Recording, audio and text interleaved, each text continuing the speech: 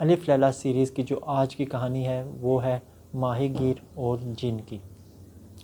پرانے زمانے میں ایک بہت ہی ایماندار ماہی گیر ہوا کرتا تھا۔ وہ بہت ایماندار تھا، محنت کش تھا، کبھی کسی کا حق نہیں کھاتا، اپنی محنت سے جو پیسے کماتا بس اسی سے اپنا گزر بسر کرتا۔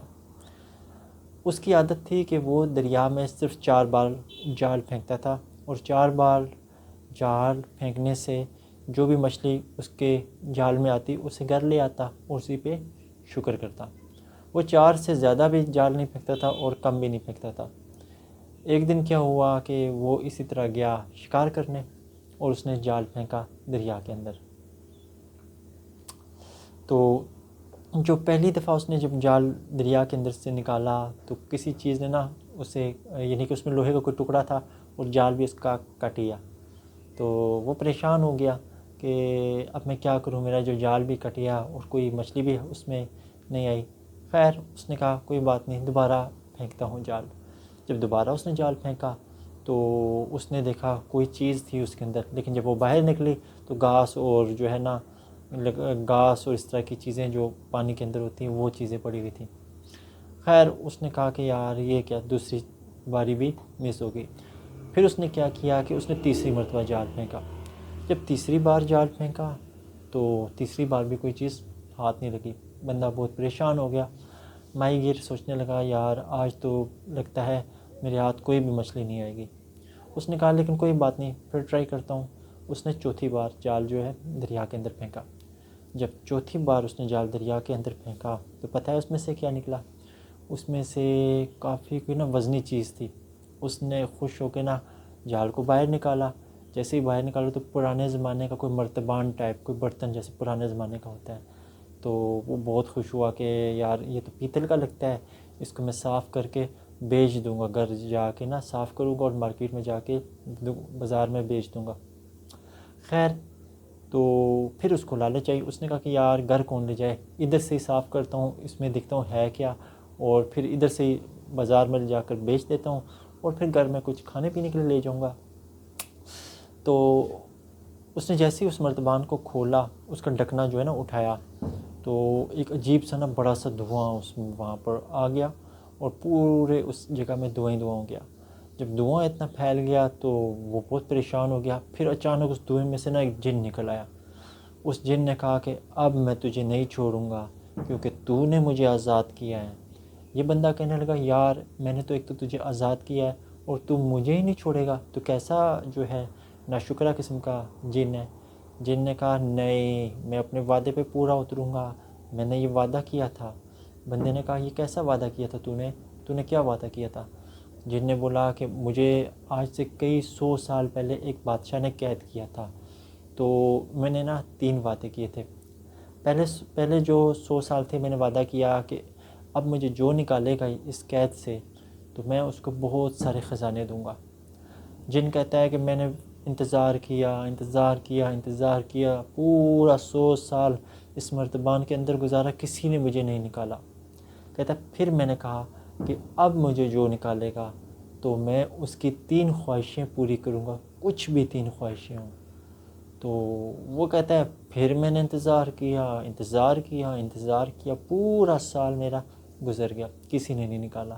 کہتا ہے میں اتنا بور ہو گیا، تو کہتا ہے مجھے غصہ آ گیا، فرسٹریشن ہو گئی۔ کہتا ہے اب میں نے سوچا کہ اب کی بار جس نے مجھے نکالا تو اس کو تو میں نہیں چھوڑوں گا۔ تو کہتا ہے میں انتظار ابھی کر رہا تھا تو نے مجھے نکال دیا، اب تیری خیر نہیں ہے، میں اپنا وعدہ پورا کروں گا۔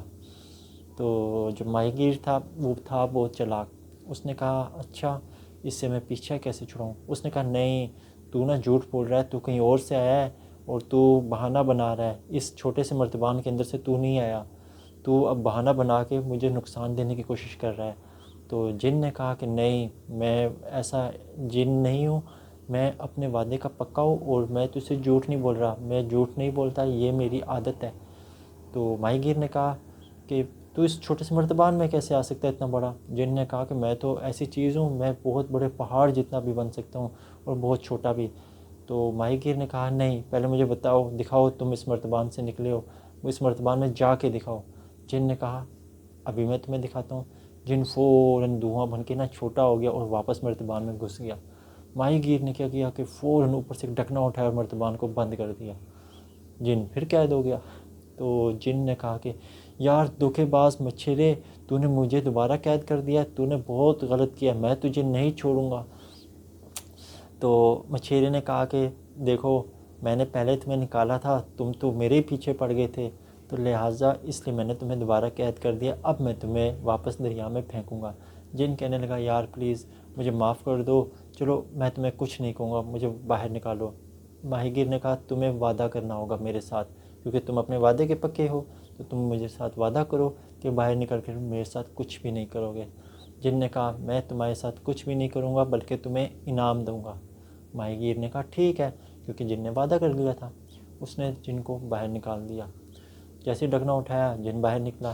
جن اب اس کی ٹون چینج ہو گئی تھی کیونکہ اس نے وعدہ جو کر لیا تھا.